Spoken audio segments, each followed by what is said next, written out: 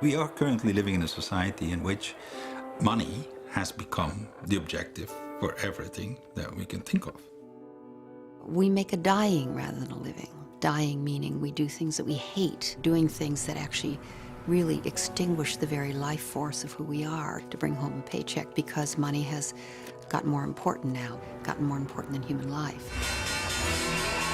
All right, it's 4 p.m. on Wall Street. Do you know where your money is? This is the biggest point drop that has ever been seen in a day. We are facing an economic crisis of historic proportions. This huge, deep crisis that was unleashed in September 2008 is the biggest opportunity humanity has. Well, the economy must grow according to the age in which we live. The economic crash is not a disaster in the sense that we've lost something, but a real opening. This film explores what we're not taught in school about money, what it actually is, how it's created and affects our lives and the life systems of the planet on which we depend. This is not a film blaming the greedy bankers or the evils of capitalism. It's a film about a movement that is emerging all around us. We'll be going down a demanding pathway to get there, because in order to see what's coming and make probable that which is possible, we need to examine our current relationship with money and gain a deeper understanding of our economic pain, as individuals, as a country, and as people of the earth. We owe it to ourselves to understand the fundamentals of money so we can reclaim life from the rule of money.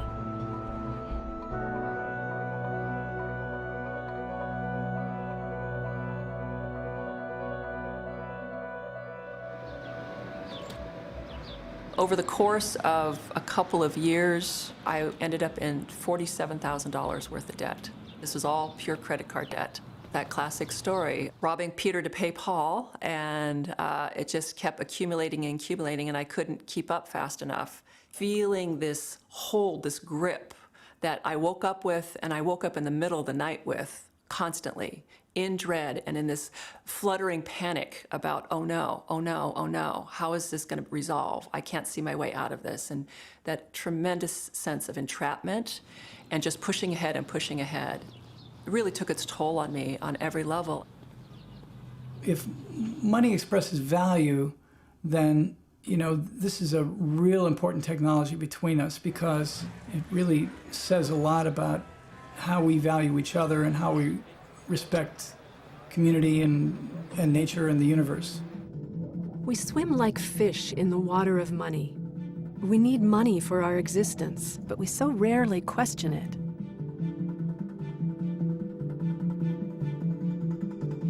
I use money every single day, so it kind of controls most people's lives. I think it's a driving force for everything that's going on around the world. To me, money is a means to acquire my needs and my wants and to survive in this economy. Money plays an important role in the life of every human being. And how we live with money, how we view money, how we use money, touches the core of how we live life. Let's begin by exploring the nature of money and how its role has changed over time.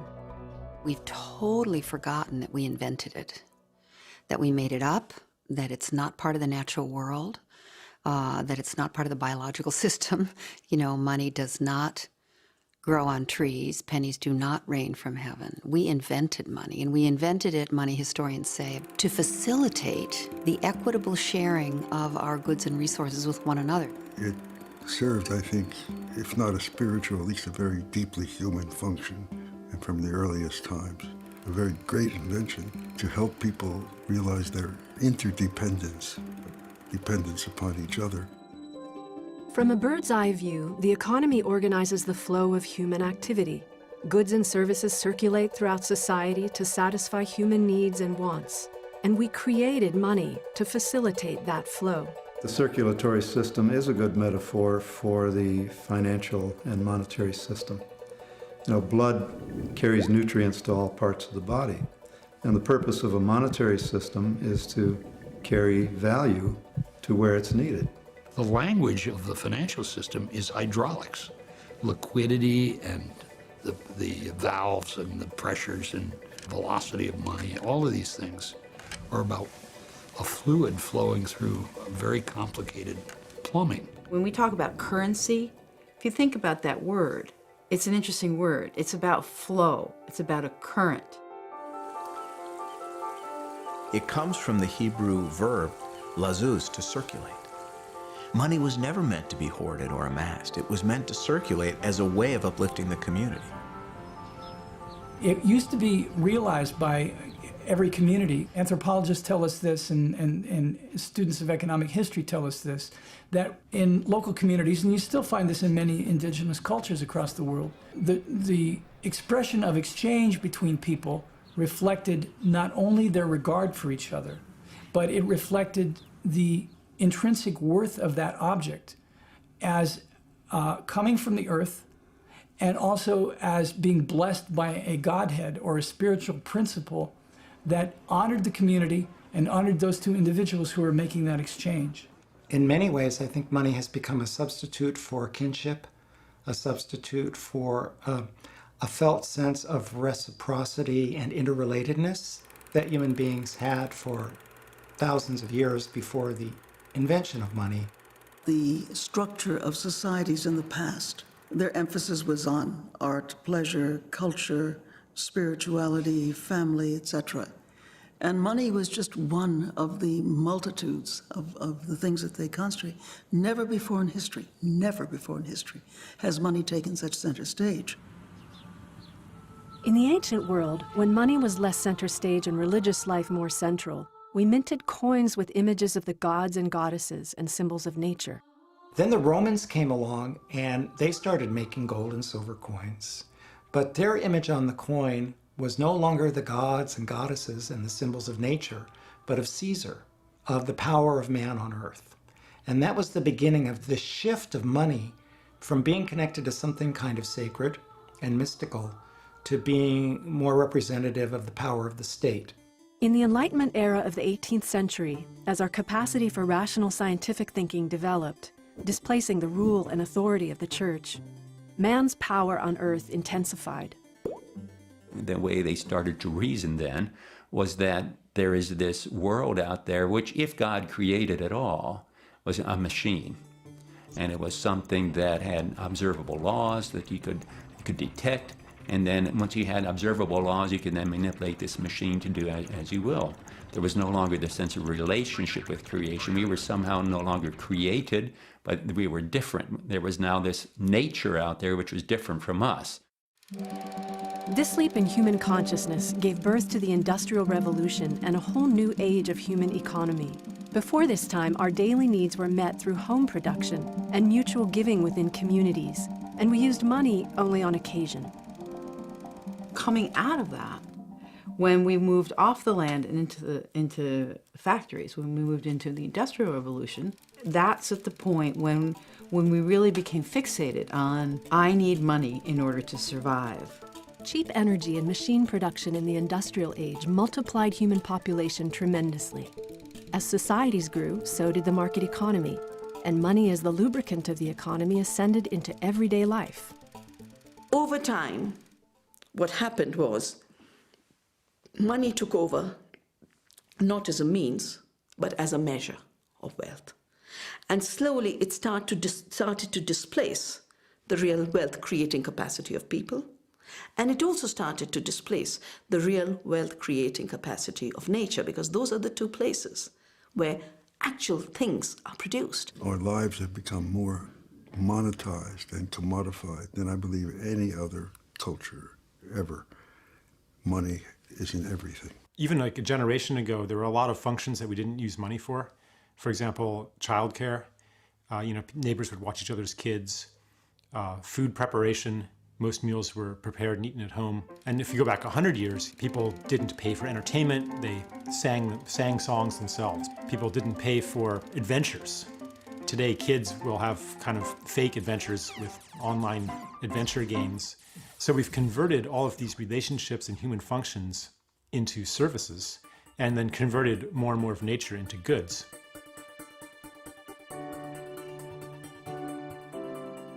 as our Western materialistic scientific society has moved away from this fantasy of the gods being at the heart of the influences of human affairs, more and more money has taken over that role.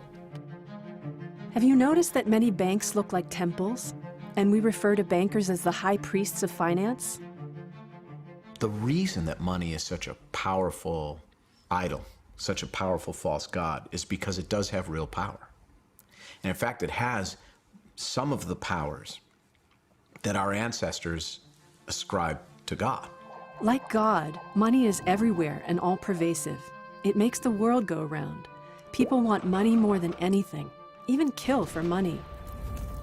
We have privileged money over deity, and in fact made of money a deity in our culture. And that all kinds of spiritual disorders can result from that. Okay, I think I have all the envelopes I need for my accountant now. All the categories. I have been so emotionally controlled around money. From the time I can remember, we were always scared there was not going to be enough. I almost could see my father's head, you know, working out the ledger. And he was a chain smoker. And I remember him sitting next to his bed writing sums on envelopes. And his mind was always going, you know, will he be able to make ends meet? It totally shifted when I was 12 because he sold his business. But even though there was actually enough money then, it still didn't change the anxiety, fear, scarcity, terror that one day it could all be taken away and you could be left with nothing. It was such a disease in my house. It created so much terror. It's all part of the same theme. There's not enough. You have to harness all your energy to keep every penny. My grandfather used to say, every penny found is a penny closer to, I don't know what, heaven? I don't know what where these pennies were going to accumulate to, but I pick up pennies on the street. Money has taken on godlike influence in our lives. What is money, really, that it has such power?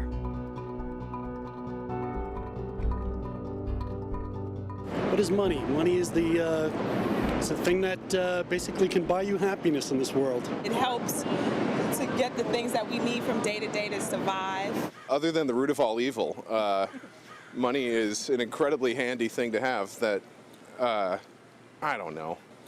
I have no idea. Money has existed in many forms, from shells to tobacco to gold.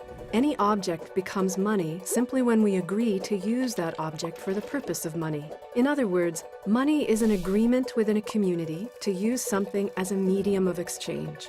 The community could be local, could be a city, could be a country, could be the world. And anything has been used historically almost as a medium of exchange. Over time, money has become more ethereal and abstract in form. In 1971, money was delinked from physical substance altogether when President Nixon took the US dollar off the gold standard. Today's money has reached the height of godlikeness, existing in the form of binary digits and flowing through computers at optic speeds. We call that fiat money. It's money by decree. There's nothing intrinsically valuable in it. It's just that we all accept it in payment for goods and services. Another way of looking at it, it's a claim on a certain amount of purchasing power somewhere. And we've all agreed to honor that claim. If we cease to honor the claim, then it will cease to be of any value to us. Of course, that's true of any money. But gold or tobacco has intrinsic value, and so consequently, even if you decide you're not going to honor my payment in tobacco, I can still go smoke it or sell it for something. That has intrinsic value. Our current money supply has no intrinsic value whatsoever. It's just purely agreed upon social institution. Put simply, our money today is faith-based. How does that work? When I was little, I thought, well, the government makes money, and then I go and I work, and then I get some of that stuff and I use it to go buy my Barbie doll or whatever. You know, I just had a very simple idea. But we have released to the banking system, to private corporations, the power to issue money. The noted economist John Kenneth Galbraith, in one of his books, said, "The way in which money is created is so simple that the mind is repelled. Money flows into the economy through the central bank. In the United States, that's the Federal Reserve, or the Fed, a private banking corporation. The Fed creates new money out of thin air by simply writing a check to purchase U.S. government debt. The Fed has no bank deposits on which that check is drawn. Private banks then multiply this new money through a process known as fractional reserve banking. The banks only have to keep 10% of their deposits on reserve, and the rest they can lend out, thereby expanding the original amount. Let's look at a simple example. Say you earn $100 and put it into your bank. The bank keeps $10 in its reserve account and then loans out $90 at interest to another customer. That customer deposits the $90 into the bank. The bank keeps 10% in reserves and loans the rest out at interest. This continues until the original $100 deposit expands to $1,000.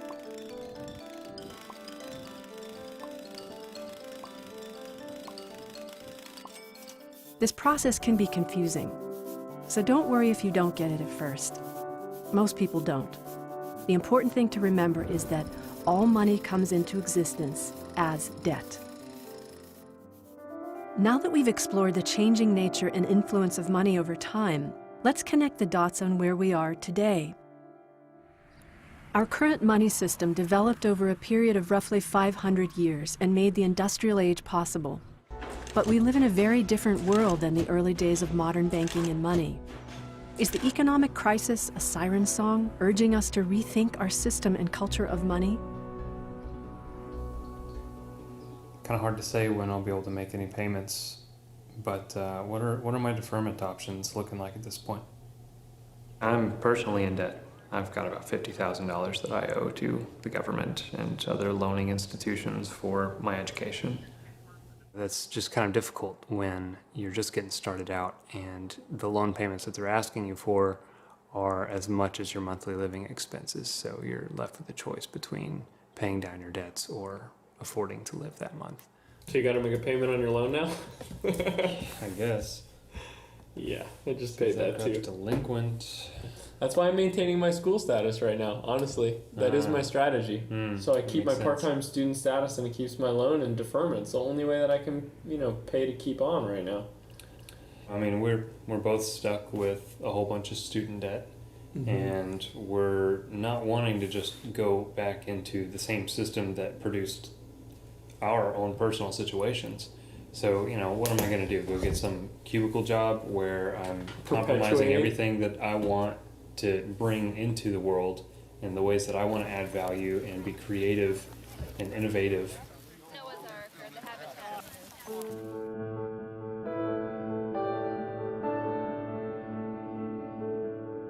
When you have a system by which you're creating money as debt when a bank issues a loan, you get into some very pernicious dynamics. Because when the bank issues a loan, it issues only the principal of the loan, the amount of money that corresponds to the principal of the loan.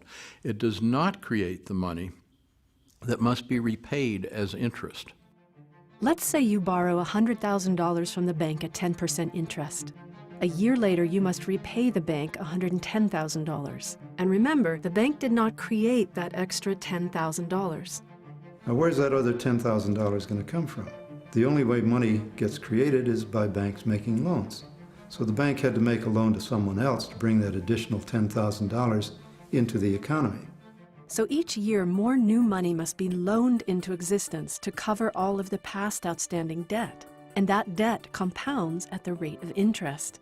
Since compound interest is an exponential function, and money is created on the basis of loans that carry compound interest, you have an exponential growth in debt.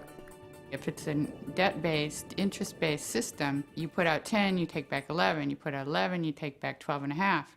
So it grows and grows and grows. It's a pyramid scheme until eventually the whole world is locked in debt. That's why we have all this pressure on growth, growth, growth. We have to always expand just to find the money to service the debt that is our money supply. Just to stay where we are, we have to grow, grow, grow. If the economy's not growing fast enough to increase the debt fast enough, then the loans go into default just because, people are scrambling around to get the money to pay back the bank. It's like a game of musical chairs.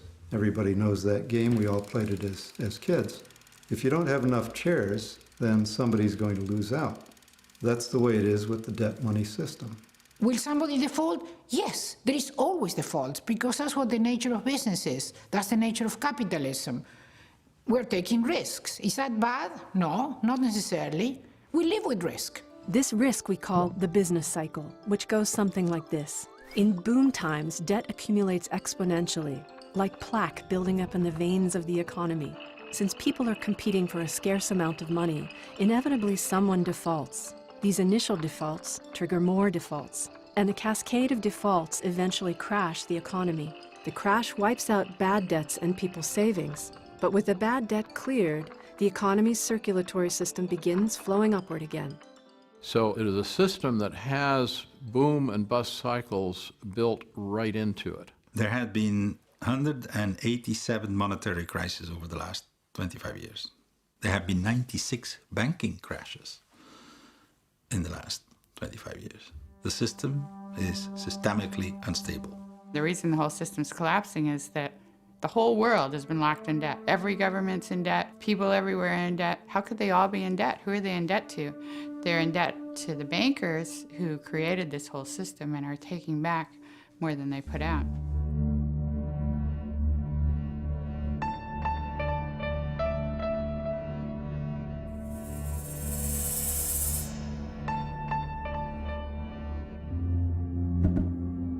Something's wrong with the design, and the design is terminal, in my opinion, because we cannot grow debt to infinity.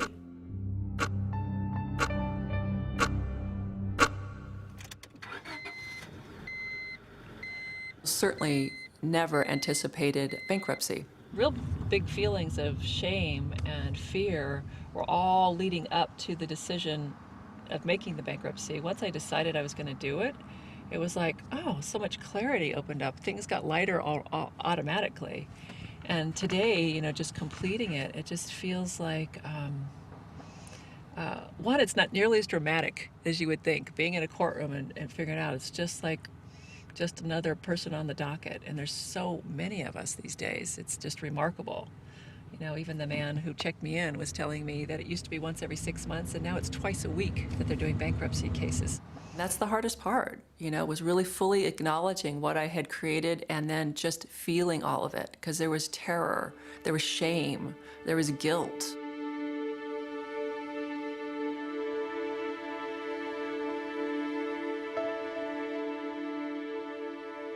Money was taken to another level of privilege when the entire modern economy was created on the basis of GDP and gross national product. Following the Great Depression and World War II, we created what is known as gross domestic product, or GDP for short. GDP refers to the dollar amount of goods and services produced nationally. Today, we look to GDP like a thermometer to measure the well-being of our societies. What we get into as we're just pursuing the growth in GDP is the faster we take useful resources out of the environment, run them through the economy, and to dispose of them as toxic waste into our air, water, and soils, we count that as progress, irrespective of whether that economic activity did anything to actually improve the value of people's lives. Simple example is a train wreck. Train wreck is good for growth. First of all, the undertakers get some work, but also then you're going to have to build new train cars and new railroad tracks and so forth and so on. That's literally how we measure growth now. I think that the crisis today stems from the fact that there's almost nothing left to convert into the realm of goods and services.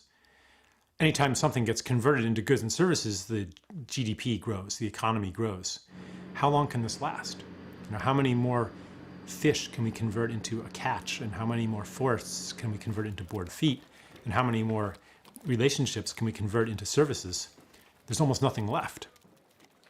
We still haven't connected the dots between interest rates and climate change.